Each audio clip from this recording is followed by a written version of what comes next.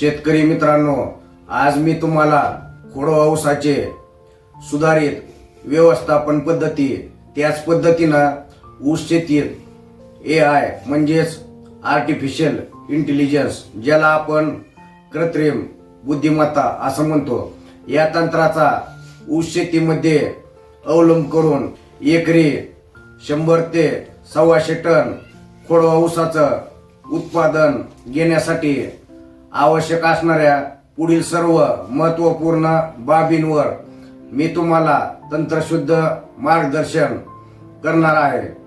त्याच पद्धतीनं व्हिडिओच्या शेवटी मी तुम्हाला खोडवा ऊसाचे विक्रमी उत्पादन घेण्याची अष्टसूत्री, त्याच पद्धतीनं विक्रमी उत्पादन घेण्यासाठी आवश्यक असणारे गणित देखील सांगणार आहे। व्हिडिओ अतिशय महत्त्वपूर्ण होणार आहे, त्यामुळे खोडवा निळवा पिकाचे विक्रमी उत्पादन घेण्यासाठी व्हिडिओ कुठेही स्किप न करता शेवटपर्यंत पाहावा ही विनंती। ऊस हे एक महत्त्वाचे नगदी पीक असून शेतकरी बांधवांना चांगला आर्थिक नफा देणारे पीक असल्या कारणाने, त्याच पद्धतीनं आधुनिक युगात विकसित करण्यात आलेल्या AI सारख्या तंत्रज्ञानामुळे ऊसाच्या टनेजमध्ये वाढ होत असल्या कारणाने शेतकरी बांधवांचा महाराष्ट्रामध्ये तसेच इतर राज्यामध्ये ऊस लागवडीच्या क्षेत्रामध्ये मोठ्या प्रमाणात वाढ होत आहे।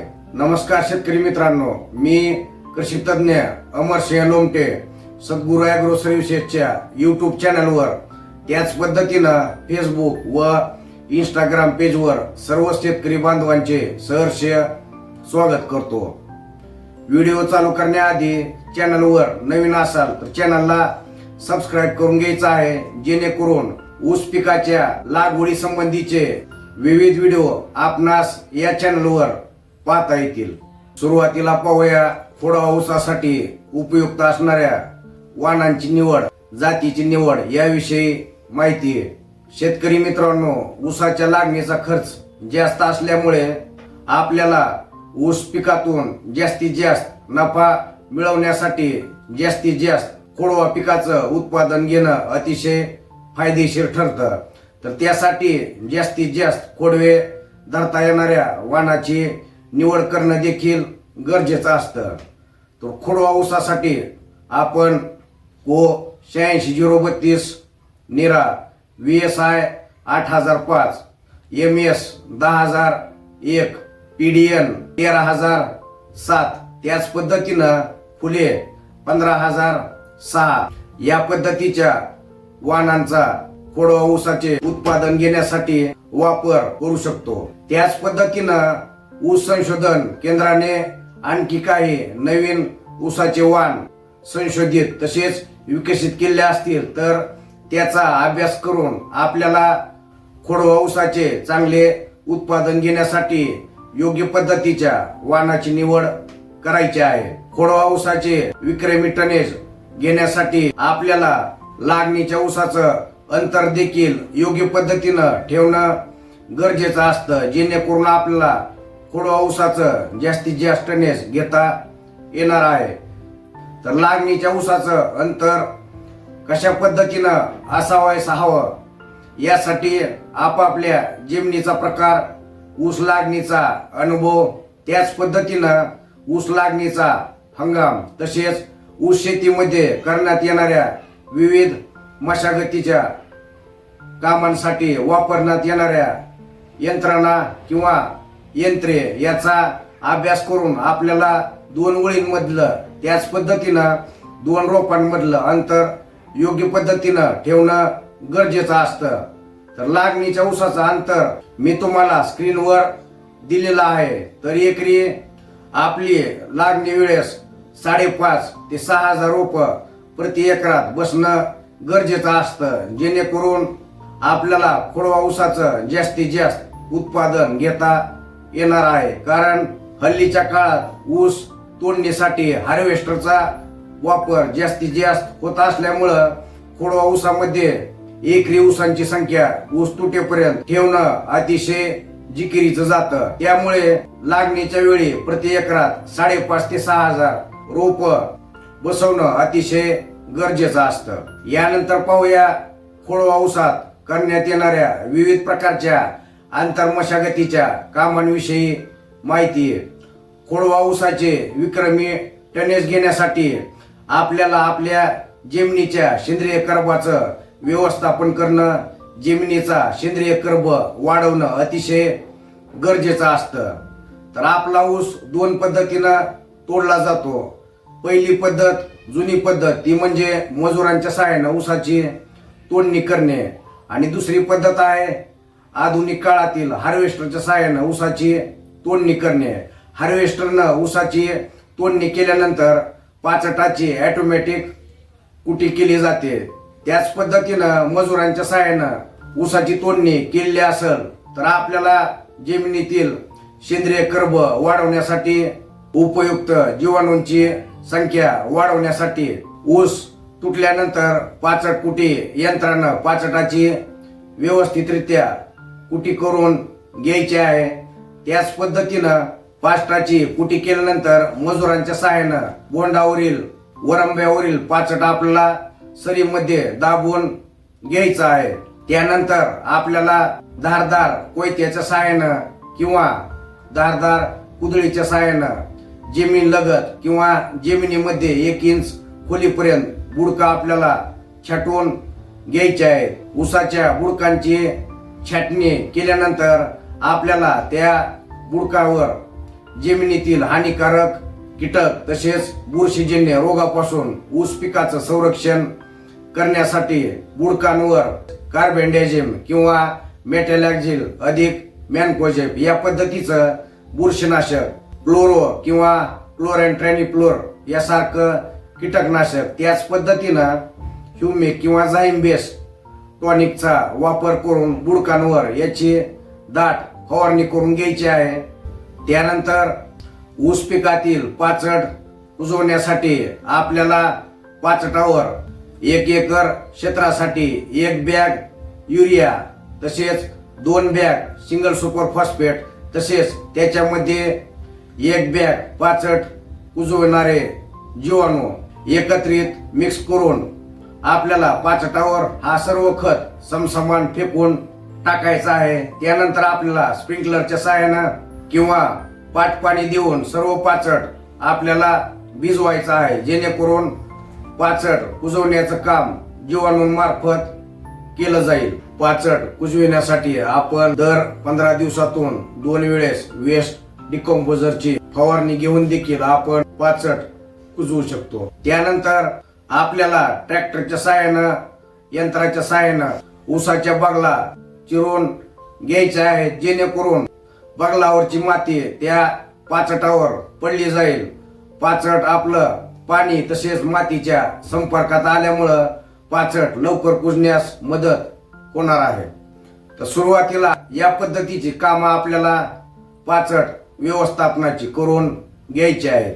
त्याच पद्धतीनं पुढील आठवड्यात आपल्याला आपल्या खोडवा ऊसाला एकरी 8 ते 10 टन चांगला कुजलेला शेणखत किंवा सेंद्रिय खत टाकायचं आहे. त्याच पद्धतीनं त्याच्यावर आपापल्या जमिनीच्या माती परीक्षण रिपोर्टनुसार मी तुम्हाला उदाहरणादाखल स्क्रीनवर एक रासायनिक खतांचा बेसल डोस दिलेला आहे, तर तो देखील तुम्ही सरीमध्ये टाकून घेऊ शकता. सेंद्रिय व रासायनिक खत सरीमध्ये टाकल्यानंतर छोट्या रोटावेटर मारून घ्यायचा आहे. सर्व सेंद्रिय रासायनिक खत त्याच पद्धतीनं पाचटाची मधी कुटी करून घ्यायची आहे. त्यानंतर त्याला स्प्रिंकलर किंवा 1 ते 2 पाट पाणी द्यायचं आहे, जेणेकरून आपलं पाचट लवकर कुजण्यास मदत होणार आहे. सुरुवातीला ऊस तुटल्यानंतर 15 ते 20 दिवसाच्या कालावधीत या पद्धतीचे काम आपल्याला करून घ्यायचे आहे. त्याच पद्धतीनं त्यानंतर आपल्याला ऊसाच्या वरंब्यावर, बोंडावर ठिबक अंथरून घ्यायचा आहे. तसेच ठिबकच्या माध्यमातून लगेच आपल्याला पहिल्या 45 दिवसाच्या दरम्यान खोडवा ऊसाला 3 आळवण्या करणं गरजेचं असतं. आळवणी करण्याचा उद्देश हाच आहे की ऊसाचं कीड रोगापासून संरक्षण व्हावं, त्याच पद्धतीनं पांढऱ्या मुळाची लवकर जलद वाढ व्हावी, तसेच निघणारे कोंबारे सशक्त व निरोगी निघावेत. तर पहिली आळवणी आपल्याला ऊस तुटल्यानंतर 15व्या दिवशी लगेच घ्यायची आहे. आळवणीमध्ये आपल्याला योग्य पद्धतीच्या विद्राव्य खतांचा क्लोरो सारखं कीटकनाशक, कार्बेंडाझिम सारखं बुरशीनाशक, ह्युमिक ऍसिड यांचा वापर करायचा आहे. त्याच पद्धतीनं दुसरी आळवणी आपल्याला 20 ते 25 दिवसाच्या दरम्यान, तसेच तिसरी आळवणी 40 ते 45 दिवसाच्या दरम्यान करायची आहे. आळवणीमध्ये आपण IBA, 6BA कीटकनाशक, बुरशीनाशक, मायकोरायझा, त्याच पद्धतीनं ट्रायकोडर्मा, सुडोमोनास, बिवेरिया बेसियाना यासारख्या बुरशींचा वापर देखील करू शकतो. त्याच पद्धतीनं बाकीच्या आळवण्या आपण आपल्या खोडवा ऊसाला दर 3 महिन्यानंतर गरजेनुसार घ्यायच्या आहेत. त्याच पद्धतीनं 60 ते 65 दिवसाच्या दरम्यान आपल्याला आपल्या खोडवा ऊसाची बाळभरणी देखील करणं गरजेचं असतं. कारण या दरम्यान आणखी तण आपल्या जमिनीमध्ये उगवणार आहे. तर छोट्या ट्रॅक्टरच्या सहाय्यानं आपल्याला सरीमध्ये 3 फणी किंवा तिरी मारून घ्यायचे आहे. त्याच पद्धतीनं या 60 ते 65 दिवसाच्या दरम्यान आपल्याला रासायनिक खतांचा दुसरा डोस देखील आपल्या खोडवा ऊसाला द्यायचा आहे. तर आपापल्या माती परीक्षण रिपोर्टनुसार हा खतांचा डोस आपल्याला द्यायचा आहे. तर उदाहरणादाखल मी तुम्हाला स्क्रीनवर एक रासायनिक खतांचा डोस दिलेला आहे. तर हा डोस आपण छोट्या ट्रॅक्टरच्या सहाय्यानं मध्ये सरीमध्ये पेरून घेऊ शकता किंवा मधल्या सरीमध्ये फेकून टाकू शकता. त्यानंतर ट्रॅक्टरच्या सहाय्यानं आपल्याला फळी लावून हलकीशी मातीची भर आपल्या खोडवा ऊसाला द्यायची आहे, जेणेकरून अतिरिक्त आलेल्या फुटव्यांचं नियंत्रण होणार आहे. तसेच आलेले कोंबारे फुटवे सशक्त त्याच पद्धतीनं मजबूत व निरोगी होणार आहेत. त्याच पद्धतीनं 100 ते 120 दिवसाच्या दरम्यान आपल्याला आपल्या खोडव्या पिकाची मोठी बांधणी करून घ्यायची आहे. तर मोठी बांधणी करण्या अगोदर आपल्याला तणांचं नियंत्रण करणं देखील गरजेचं असतं.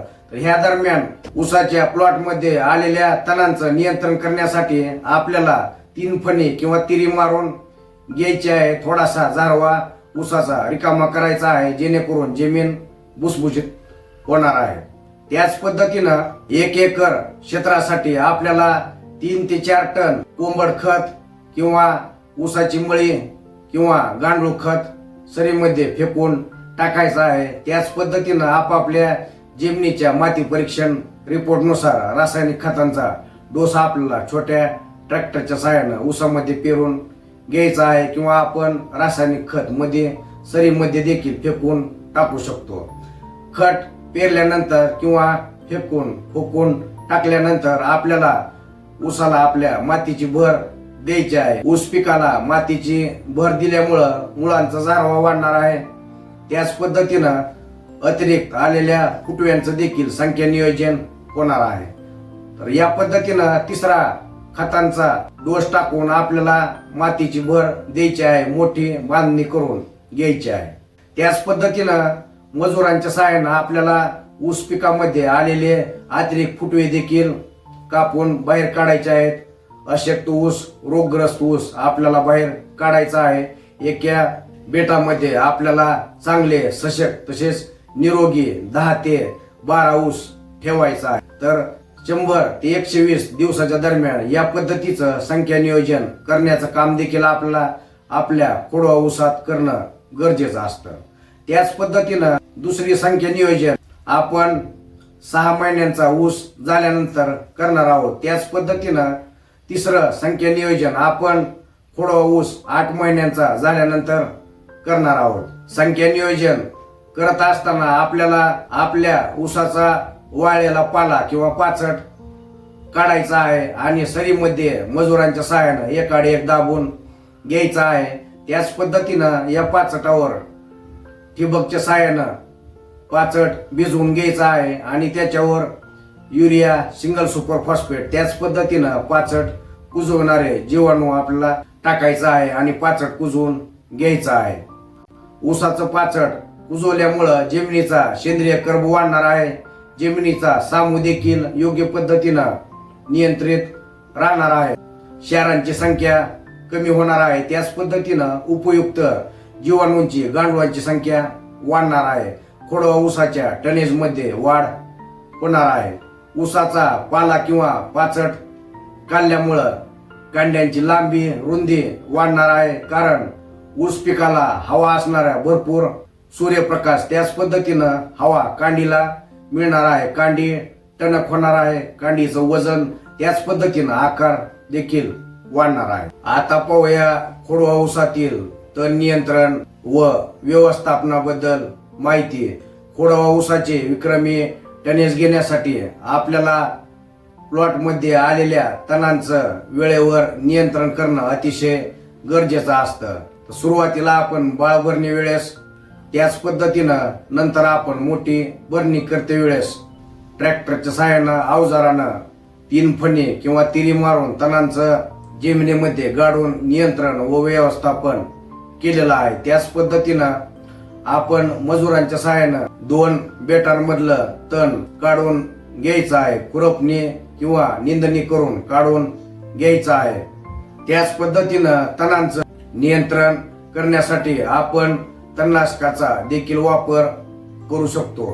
तर यामध्ये आपल्याला 2,4-D, मेट्रिब्युजन, अमेट्रिन, डायरॉन त्याच पद्धतीनं टोप्रेमेझॉन या तणनाशकाचा जमिनीमध्ये ओलावा असताना त्या कंपनीच्या शिफारशीप्रमाणे आपल्याला तणनाशकाचा वापर करून तणांचं नियंत्रण करायचं आहे. त्याच पद्धतीनं ठिबकचा वापर करून देखील आपण तणांचं योग्य पद्धतीनं नियंत्रण करू शकतो, कारण ठिबकचं पाणी फक्त ऊसाच्या मुळ्यांच्या कक्षात पडतं. त्यामुळे फक्त त्या कक्षातच तण येणार आहे. मधल्या सरीमध्ये अतिरिक्त तण येणार नाही. त्यामुळे ऊस पिकाचे विक्रमी उत्पादन घेण्यासाठी त्याच पद्धतीनं तणांचं योग्य पद्धतीनं नियंत्रण करण्यासाठी ठिबकचा वापर करणं अतिशय गरजेचं आहे. त्याच पद्धतीनं ऊसामध्ये पाचट एकाड एक करून किंवा पाष्टाची कुटी करून पाष्टाचं मल्चिंग करून देखील आपण तणांचं योग्य पद्धतीनं नियंत्रण व व्यवस्थापन करू शकतो. त्यामुळं पाचट ठेवणं अतिशय गरजेचं असतं. आता पाहूया खोडवा ऊसाच्या पाणी व्यवस्थापन तसेच आर्द्रता व्यवस्थापनाबद्दल माहिती.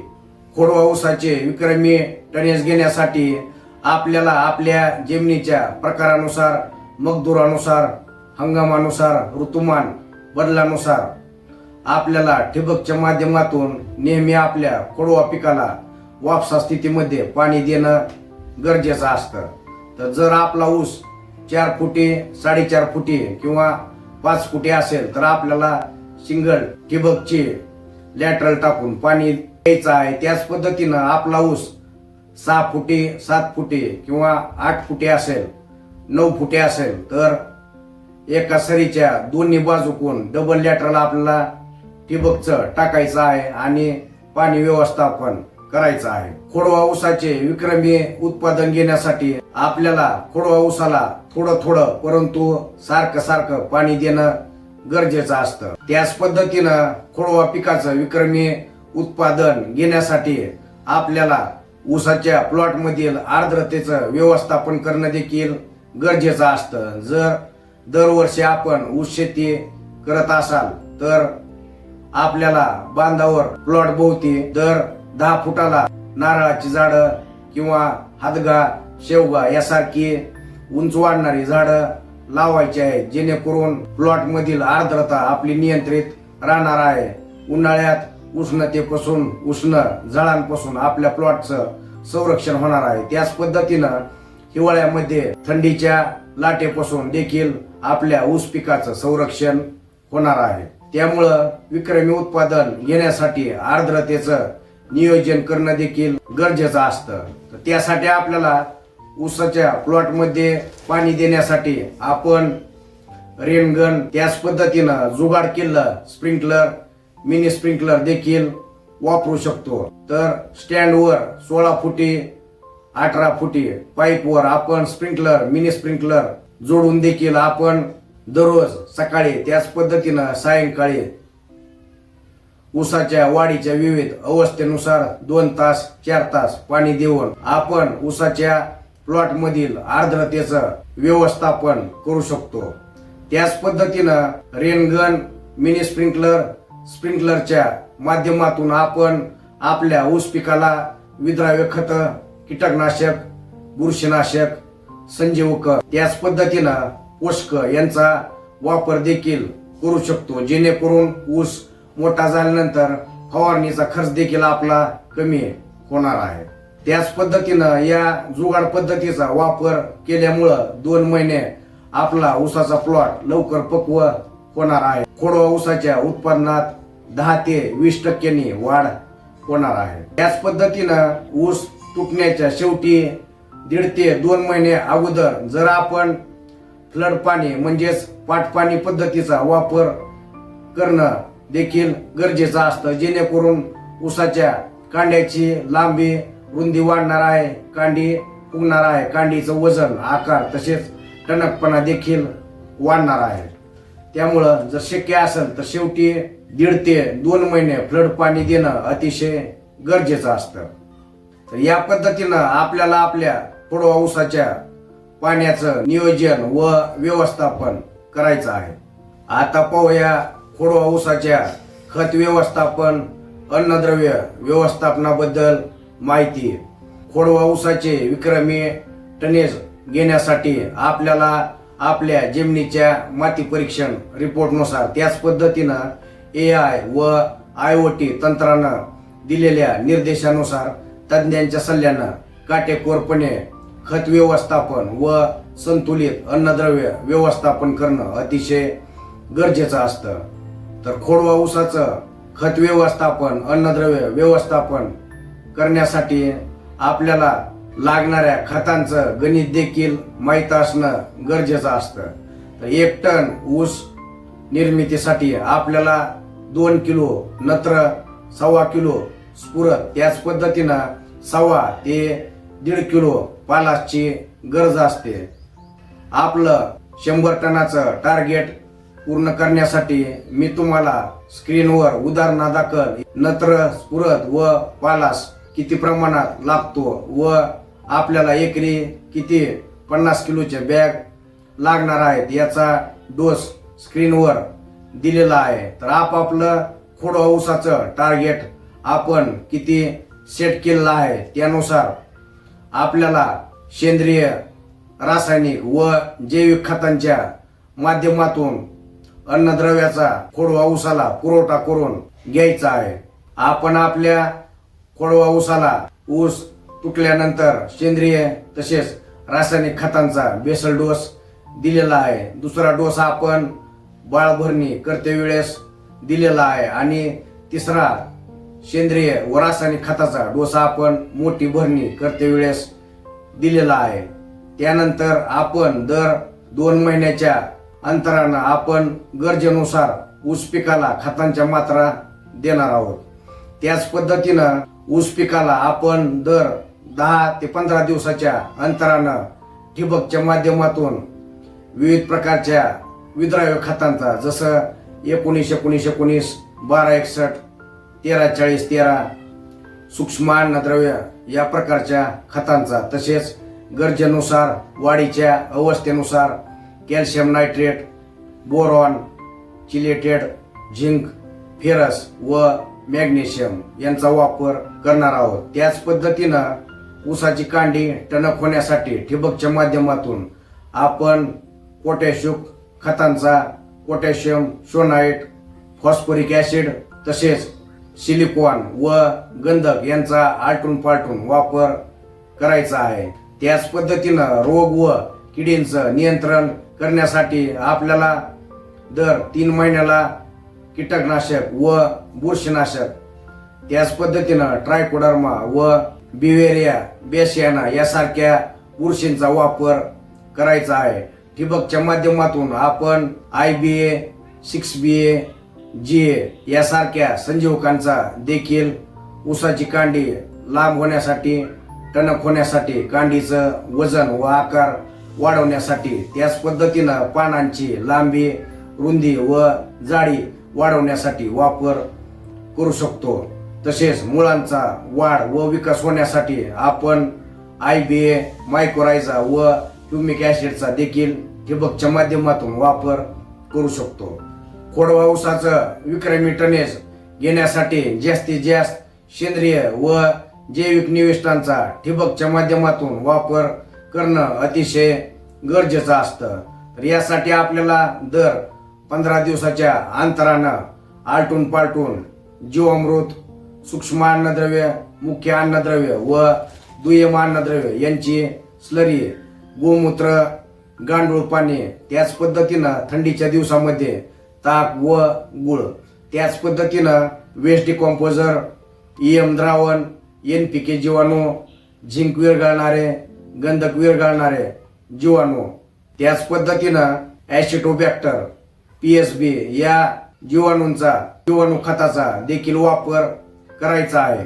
तर या पद्धतीनं आपल्याला खोडवा ऊसाचं विक्रमी टनेज घेण्यासाठी तज्ञांच्या सल्ल्यानं, त्याच पद्धतीनं IoT व AI तंत्रानं दिलेल्या निर्देशानुसार खतांचं, अन्नद्रव्याचं संतुलित व काटेकोरपणे नियोजन व व्यवस्थापन करायचं आहे. यानंतर पाहूया खोडवा ऊसात येणाऱ्या विविध कीड व रोगांचे नियंत्रण करण्याविषयी माहिती. खोडवा ऊसामध्ये प्रामुख्यानं मोठ्या प्रमाणात खोडकीड, कांडी कीड, शेंडे कीड, खवले कीड, त्याच पद्धतीनं शुगर केन, पायरीला, तसेच पांढरी माशी व पिट्या ढेकूण म्हणजेच मिलीबग, ज्याला आपण लोकरी मावा असं म्हणतो, या कीटकांचा प्रादुर्भाव आढळून येतो. त्याच पद्धतीनं जमिनीतून हुमणी व वाळवीचा देखील प्रादुर्भाव आढळून येतो. तर विविध प्रकारच्या कीटकांचं नियंत्रण करण्यासाठी आपल्याला सुरुवातीला एकात्मिक कीड नियंत्रण पद्धतीचा अवलंब करायचा आहे. तर खोडकीड, कांडी किडीचं नियंत्रण करण्यासाठी आपल्याला खोडवा ऊसामध्ये एकरी 8 ते 10 कामगण सापळे लावायचे आहे, जेणेकरून या किडींच्या पतंगाचं नियंत्रण करता येणार आहे. त्याच पद्धतीनं खोडकीड, कांडी कीड, हुमणी, वाळवी तसेच मिलीबगचं नियंत्रण करण्यासाठी आपण ठिबकच्या माध्यमातून विविध प्रकारच्या कीटकनाशकांचा वापर देखील करू शकता. कीटकांची आर्थिक नुकसानीची पातळी जास्त असेल तर आपल्याला ठिबकच्या माध्यमातून तसेच फवारणीच्या माध्यमातून विविध प्रकारच्या स्पर्शजन्य व आंतरप्रवाही कीटकनाशकांचा फवारणीच्या माध्यमातून वापर करायचा आहे. त्याच पद्धतीनं ऊस पिकामध्ये उंदीर व डुकरांचा उपद्रव देखील आढळून येतो. तर उंदरांचं नियंत्रण करण्यासाठी आपल्याला झिंक फॉस्फाईड या औषधाचा लहायांना लावून शेतामध्ये दर 1 ते 2 महिन्याला फेकून टाकायचे आहेत. त्याच पद्धतीनं डुकरांचं नियंत्रण करण्यासाठी आपण ऊसाच्या प्लॉट भोवती तारेचं कुंपण करू शकतो किंवा ऊसाच्या प्लॉट भोवती अँटी रिपेलंट औषधं, जसं काही सेंद्रिय व रासायनिक उग्रवास असणाऱ्या औषधांची फवारणी करून डुकरांपासून ऊस पिकाचं संरक्षण करू शकतो. किंवा आपण झटका मशीनचा वापर करून देखील वन्य प्राण्यापासून ऊस पिकाचं संरक्षण करू शकतो. कीटकांचं वेळेवर नियंत्रण न केल्यास खोडवा ऊसामध्ये उत्पादनात 10 ते 20% पर्यंत घट येऊ शकते. आता पाहूया खोडवा ऊसात येणाऱ्या विविध रोगांबद्दल माहिती. खोडवा ऊसात येणाऱ्या रोगांचं वेळेवर नियंत्रण व व्यवस्थापन न केल्यास 30 ते 40% पर्यंत टनेजमध्ये घट येऊ शकते. त्यामुळं रोगांचं वेळेवर नियंत्रण व व्यवस्थापन करणं अतिशय गरजेचं असतं.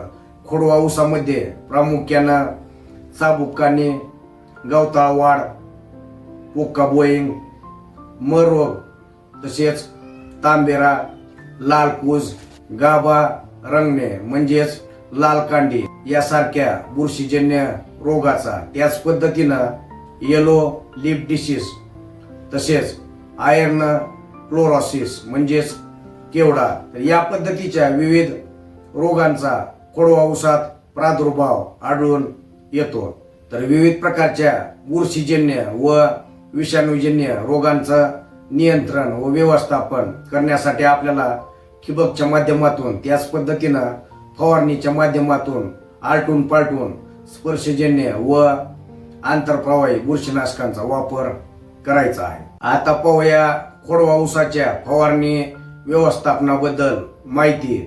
खोडवा ऊसाचे विक्रमी टनेज घेण्यासाठी आपल्याला खोडवा ऊसामध्ये येणाऱ्या कीटक व रोगांचं वेळेवर नियंत्रण व व्यवस्थापन करण्यासाठी, त्याच पद्धतीनं ऊसाच्या कांड्यांची लांबी, रुंदी व जाडी वाढण्यासाठी, कांडी टणक होण्यासाठी, कांडीचा आकार व वजन वाढवण्यासाठी, त्याच पद्धतीनं पानांची लांबी, रुंदी तसेच जाडी वाढवण्यासाठी, पानं निरोगी व सशक्त राहण्यासाठी तज्ञांच्या सल्ल्याने तसेच AI व IoT तंत्रानं दिलेल्या निर्देशानुसार वातावरणात होणाऱ्या विविध बदलामुळे येणाऱ्या कीड रोगांचं वेळेवर नियंत्रण व व्यवस्थापन करण्यासाठी फवारणीचं नियोजन व व्यवस्थापन काटेकोरपणे करणं अतिशय गरजेचं असतं. खोडवा ऊसाला पहिल्या 100 ते 120 दिवसाच्या दरम्यान आपल्याला दर 20 ते 25 दिवसाच्या अंतरानं 4 फवारणीचं नियोजन व व्यवस्थापन करायचं आहे. त्याच पद्धतीनं ऊस मोठा झाल्यानंतर 8व्या 9व्या, त्याच पद्धतीनं गरजेनुसार 11व्या 12व्या महिन्यात आपल्याला ड्रोनद्वारे फवारणीचं नियोजन व व्यवस्थापन करायचं आहे. तर सुरुवातीला 100 ते 120 दिवसाच्या दरम्यान 4 फवारण्या, त्याच पद्धतीनं शेवटी गरजेनुसार ड्रोनच्या माध्यमातून 4 ते 5 फवारणीचं नियोजन विक्रमी उत्पादन घेण्यासाठी करणं गरजेचं असतं. तर फवारणीमध्ये आपल्याला आपल्या खोडवा ऊसाच्या वाढीच्या विविध अवस्थेनुसार योग्य प्रकारच्या विद्राव्य खतांचा, कीटकनाशक, बुरशीनाशक, संजीवकांचा, सूक्ष्म अन्नद्रव्य, सिलिकॉन, IBA, 6BA तसेच GA, ट्राय क्वांटॅनॉल, होमोब्रॉशनाइड यासारख्या संजीवकांचा, त्याच पद्धतीनं कॅल्शियम नायट्रेट, बोरॉन तसेच चिलेटेड झिंक, फेरस, मॅग्नेशियम यांचा आलटून पालटून वापर करायचा आहे. तर खोडवा ऊसामध्ये करण्यात येणाऱ्या विविध फवारण्यांच्या व्यवस्थापनाची सर्व माहितीची लिंक मी तुम्हाला डिस्क्रिप्शन बॉक्स मध्ये दिलेली आहे. ते व्हिडिओ पाहून आपल्याला खोडवा ऊसाच्या फवारणीचं काटेकोरपणे नियोजन व व्यवस्थापन करायचं आहे. त्याच पद्धतीनं खोडवा ऊसाचे विक्रमी टनेज घेण्यासाठी आपल्याला फवारणीच्या माध्यमातून जास्तीत जास्त सेंद्रिय व जैविक निविष्ठांचा वापर करणं देखील गरजेचं असतं. तर फवारणीमध्ये आपण जीवामृत, विविध प्रकारच्या स्लरी, वेस्ट डिकॉम्पोजर, गांडूळ पाणी, गोमूत्र, EM द्रावण, NPK जीवाणू तसेच ताक व गुळ यांचा वापर देखील करू शकतो. खोडवा ऊसाचे विक्रमी टनेज घेण्यासाठी जास्तीत जास्त सेंद्रिय व जैविक निविष्ठांचा फवारणीच्या माध्यमातून वापर करायचा आहे. विक्रमी टनेज घेण्यासाठी सर्व फवारणीचं नियोजन व व्यवस्थापन तज्ञांच्या सल्ल्यानं, तज्ञ व्यक्तीच्या सल्ल्यानं करायचं आहे. त्यानंतर पाहूया खोडवा ऊस शेतीत टनेज वाढवण्यासाठी वापरण्यात येणाऱ्या AI तंत्राविषयी माहिती.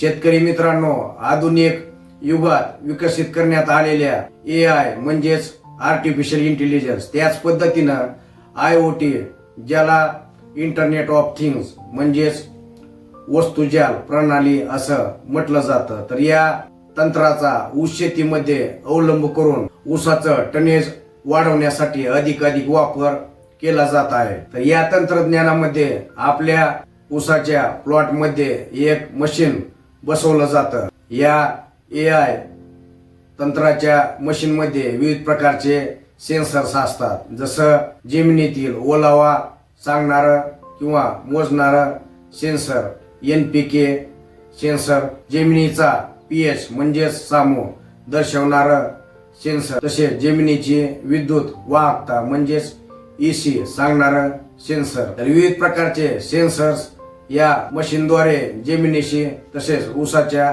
पानांशी कनेक्ट केलेले असतात. सिम कार्डच्या मदतीनं व इंटरनेटनं ही सर्व प्रणाली IoT म्हणजेच वस्तुजाल प्रणालीला जोडलेली असते.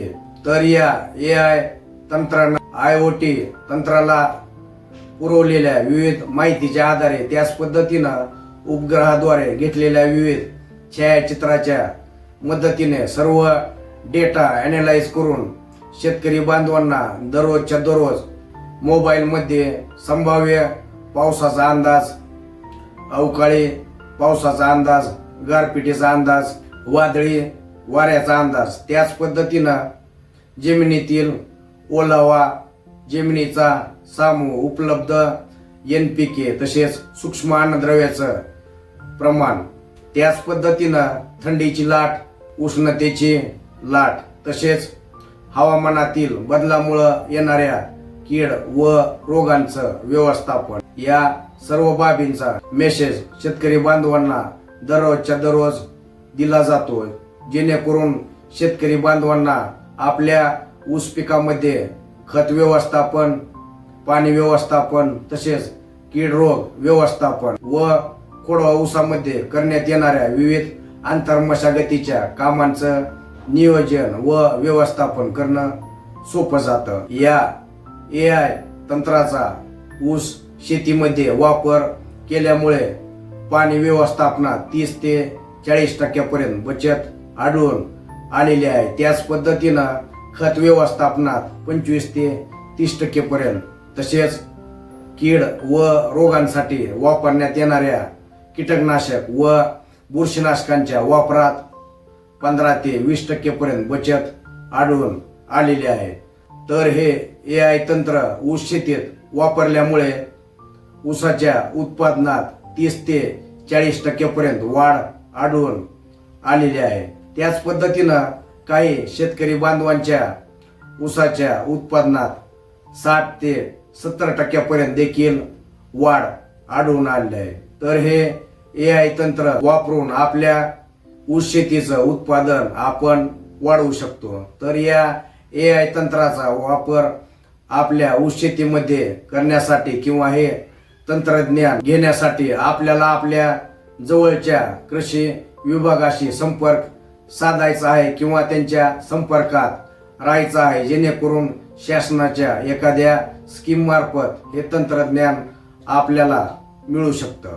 आता पाहूया खोडवा ऊसाच्या विक्रमी उत्पादनाची अष्टसूत्री. शेतकरी मित्रांनो, खोडवा ऊसाचे विक्रमी टनेज घ्यायचे असेल तर आपल्याला या पिकामध्ये वापरण्यात येणारी अष्टसूत्री किंवा अष्टसूत्री माहीत असणं गरजेचं असतं.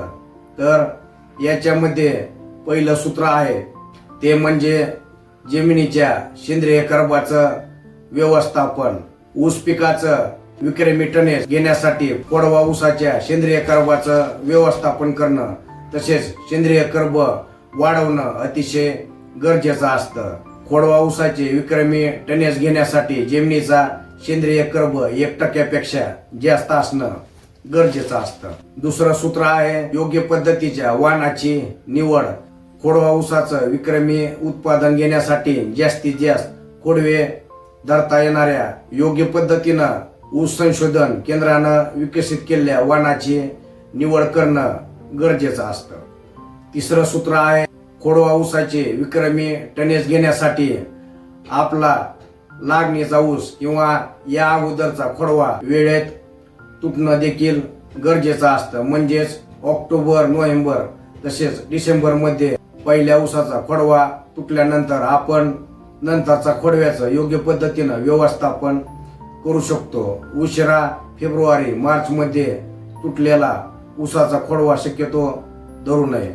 खोडवा ऊसाच्या विक्रमी उत्पादनाचं चौथं सूत्र आहे ते म्हणजे संख्या नियोजन प्रति बेटामध्ये किंवा उचळीमध्ये आपल्याला 10 ते 12 निरोगी व सशक्त ऊस ठेवणं गरजेचं असतं. तसेच हे 10 ते 12 ऊस शेवटी तुटेपर्यंत योग्य पद्धतीनं निरोगी अवस्थेत ठेवणं देखील गरजेचं असतं. 5वं सूत्र आहे आपल्या जमिनीच्या माती परीक्षण रिपोर्टनुसार तसेच तज्ज्ञांच्या सल्ल्यानं AI व IoT तंत्रज्ञानानं दिलेल्या निर्देशानुसार काटेकोरपणे खत व्यवस्थापन व अन्नद्रव्य व्यवस्थापन करणं. त्याच पद्धतीनं खोडवा ऊसामध्ये जास्तीत जास्त सेंद्रिय व जैविक निविष्ठांचा वापर करणं.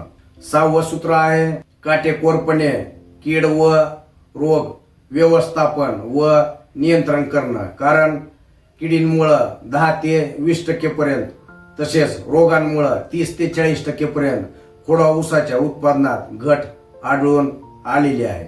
7वं सूत्र आहे योग्य पद्धतीनं पाणी व्यवस्थापन. त्याच पद्धतीनं खोडवा ऊसातील आर्द्रतेचं व्यवस्थापन. तर पाणी व्यवस्थापन तसेच आर्द्रता नियंत्रित करण्यासाठी कोणत्या उपाययोजना कराव्यात हे मी तुम्हाला सांगितलं आहे. 8वं आणि शेवटचं सूत्र ते म्हणजे वर सांगितलेल्या सर्व गोष्टींचा तज्ज्ञांच्या सल्ल्याने काटेकोरपणे नियोजन व व्यवस्थापन. त्याच पद्धतीनं विक्रमी टनेज घेण्यासाठी आपल्याला तज्ञ व्यक्तींचं मार्गदर्शन. या अष्टसूत्रीचा अवलंब करून आपण खोडवा ऊसाचं एकरी 100 ते 125 टन उत्पादन कसं घेऊ शकतो याचं गणित मी तुम्हाला थोडक्यात सांगतो. तर सुरुवातीला मी तुम्हाला ज्या पिकाचा खोडवा घ्यायचा आहे त्याच्या लागणीच्या ऊसाचं अंतर मी तुम्हाला सांगितलं आहे, जेणेकरून एकरी आपली लागणीला 5.5 ते 6,000 रोप प्रति एकरात बसणं गरजेचं असतं. एकरी 5.5 ते 6,000 रोप म्हणजेच एकरी खोडवा ऊसाची 5.5 ते 6,000 बेट आणि प्रत्येक बेटात 10 चांगले सशक्त व निरोगी ऊस शेवटी तुटेपर्यंत ठेवल्यानंतर एकरी मिळणाऱ्या ऊसाची संख्या त्याच पद्धतीनं एका बेटात चांगले सशक्त व निरोगी 12 ऊस तुटेपर्यंत ठेवल्यानंतर एकरी मिळणाऱ्या ऊसाची संख्या तसेच प्रत्येक ऊसाचं सरासरी वजन 2 किलो किंवा 2.5 किलो आल्यानंतर मिळणार एकरी टनेज याचा तक्ता मी तुम्हाला स्क्रीनवर दिलेला आहे. तर बघा 55 ते 60,000 बेट आणि प्रत्येक बेटात 10 ऊस ठेवले तर एकरी आपली 55 ते 60,000 ऊस प्रति एकरात राहणार आहे. मिळणार एकरी टनेज याचा तक्ता मी तुम्हाला स्क्रीनवर दिलेला आहे. तर बघा यातील 5 ते 10,000 ऊस जरी आपलं काही कारणानं कमी झाले किंवा सध्या हार्वेस्टरनं ऊसाची तोडणी होत आहे, 5 ते 10,000 ऊस जरी कमी झाले तरी शेवटी 50,000 ऊस तुटण्याच्या वेळेस शेतामध्ये राहणं अतिशय गरजेचं आहे आणि त्या प्रत्येक ऊसाचं वजन 2 किलो 2.5 किलो मिळणं गरजेचं आहे. तरच आपलं एकरी 100 ते 125 टनाचं टार्गेट खोडवा ऊसाचं पूर्ण होणार आहे. तर या पद्धतीनं मी तुम्हाला सुरुवातीपासून शेवटपर्यंत सांगितलेल्या प्रत्येक गोष्टीचं काटेकोरपणे तज्ज्ञांच्या सल्ल्यानं नियोजन व व्यवस्थापन केल्यास त्याच पद्धतीनं वातावरणाने आपल्याला साथ दिल्यास आपण खोडवा ऊसाचं एकरी 100 ते 125 टन उत्पादन घेऊ शकतो.